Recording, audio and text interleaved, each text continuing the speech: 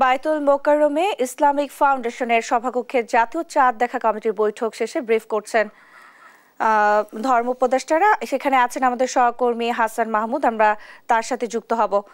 হাসান, সেখানকার সর্বশেষ পরিস্থিতি কি বা সেখানকার কি বলছেন বিস্তারিত জানাবেন।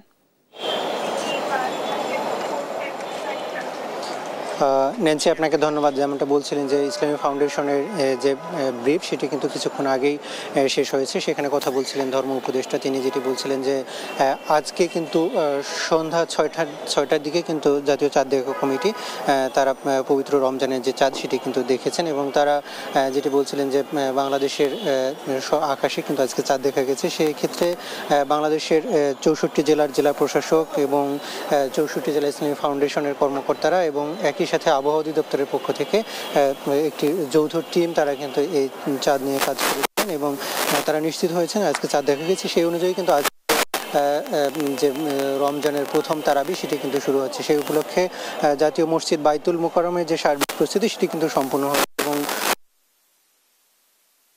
কিন্তু মসজিদের আনুষঙ্গিক যেসব কাজ অর্থাৎ পরিষ্কার পরিচ্ছন্নতা সহ নামাজের সার্বিক প্রস্তুতি সেটি কিন্তু সম্পন্ন হয়েছে এবং সেখানে কিন্তু কোনো ধরনের নিরাপত্তা ত্রুটি নেই এবং আমরা দেখছি আশেপাশে যেসব গেট রয়েছে 2-3টি গেটেই কিন্তু নিরাপত্তা বাহিনীর কিন্তু যথেষ্ট পরিমাণ সদস্য মোতায়েন করা হয়েছে। তারা কিন্তু এখানে অবস্থান করছেন এবং ধর্ম উপদেষ্টা যেটা বলছিলেন রমজান উপলক্ষে আসলে প্রতি বছরই বিভিন্ন পণ্যের দাম বেড়ে যায়, সেটির ব্যাপারে কিন্তু সাধারণ ব্যবসায়ীদেরকে তিনি আহ্বান জানিয়েছেন যে কোনোভাবে যেন এই যে নিত্য প্রয়োজনীয় যেসব রমজান উপলক্ষে দাম বাড়ানো হয় সেটি যেন না করা হয়, সেটির ব্যাপারে তিনি কিন্তু আহ্বান জানিয়েছেন এবং আগামী 27 মার্চ সেদিন কিন্তু পবিত্র শবে কদর যেটি সেটি পালন করা হবে বলে এখানে আজকে কিন্তু ধর্ম উপদেষ্টা জানিয়েছেন এবং সেই অনুযায়ী সার্বিক প্রস্তুতি তারা কিন্তু সম্পন্ন করেছেন এবং রমজান উপলক্ষে সারা দেশের মানুষ যাতে উৎসব মুখর পরিস্থিতিতে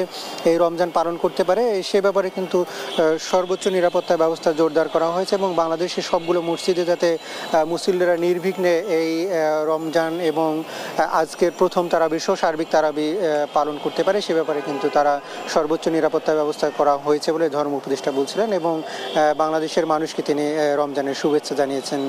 এই রমজানের পবিত্রতা রক্ষার্থে সবাইকে শালীনতা বজায় রেখে সর্বোচ্চ সতর্কতা অবলম্বন করার জন্য তিনি আহ্বান জানিয়েছেন। তো এই ছিল আমার কাছে এখান থেকে সবশেষ পরিস্থিতি। নিয়েছি হাসান, আপনাকে ধন্যবাদ।